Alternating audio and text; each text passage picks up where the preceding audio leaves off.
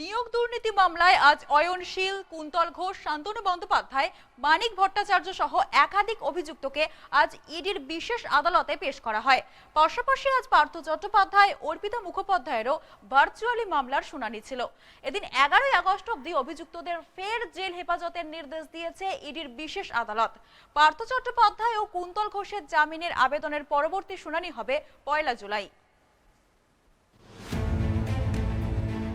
Jail হেফাজতের মেয়াদ শেষে নিয়োগ দুর্নীতি মামলায় ধৃত অয়নশীল, কুন্তল ঘোষ, শান্তনু বন্দ্যোপাধ্যায়, মানিক ভট্টাচার্য, স্ত্রী শতরূপা ভট্টাচার্য এবং পুত্র সৌভিক ভট্টাচার্য, পার্থ চট্টোপাধ্যায় এবং অর্পিতা মুখোপাধ্যায়ের মামলাগুলি আজ ইডির বিশেষ আদালতে পেশ করা হয়। আজ পার্থ চট্টোপাধ্যায়, অর্পিতা মুখোপাধ্যায় এবং মানিক ভট্টাচার্যের পুত্র সৌভিক ভট্টাচার্যের ভার্চুয়ালি মামলার শুনানি ছিল। 11ই আগস্ট অবধি কুন্তল ঘোষের জেল হেফাজতের নির্দেশ দেয় ইডির বিশেষ আদালত।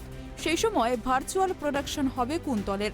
শান্তনু বন্দ্যোপাধ্যায়, অয়নশীল, মানিক ভট্টাচার্যের স্ত্রী ও ছেলে পার্থ চট্টোপাধ্যায়, অর্পিতা মুখোপাধ্যায়েরও 11ই আগস্ট অবধি ফের জেল হেফাজতের নির্দেশ দিয়েছে ইডির বিশেষ আদালত।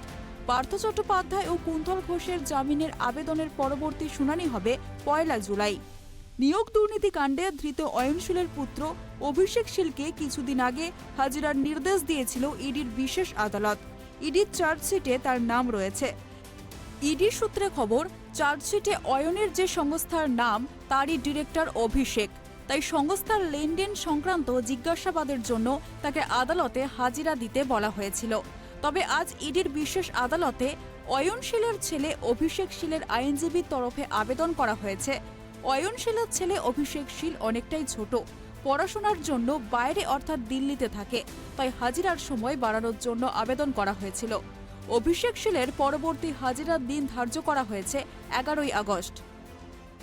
আজকে অয়নশীলের মামলায় কোর্ট নেক্সট ডেট হিয়ারিংয়ের জন্য দিয়েছে 11/8-এ। ওই দিন আমরা বেল অ্যাপ্লিকেশন ফাইল করব।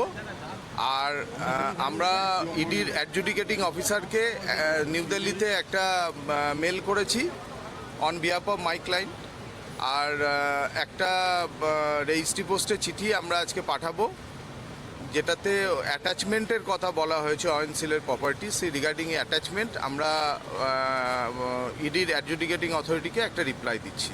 আপনারা কি মেলের মাধ্যমে পাঠিয়েছেন? মেলের মাধ্যমেও পাঠিয়েছি, উইথ রেজিস্ট্রি উইথ অ্যাকনলেজমেন্টও পাঠাবো।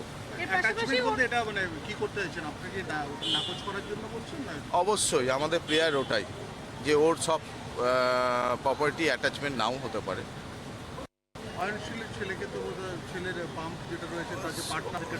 তাদের সামান করেছিল অভিষেক। আমরা আজকে টাইম নিয়েছি, ও দিল্লিতে নেক্সট ডেটে 11/8-এ ও হাজির হবে। ওই দিন কোর্টকে স্যাটিসফাই করবো।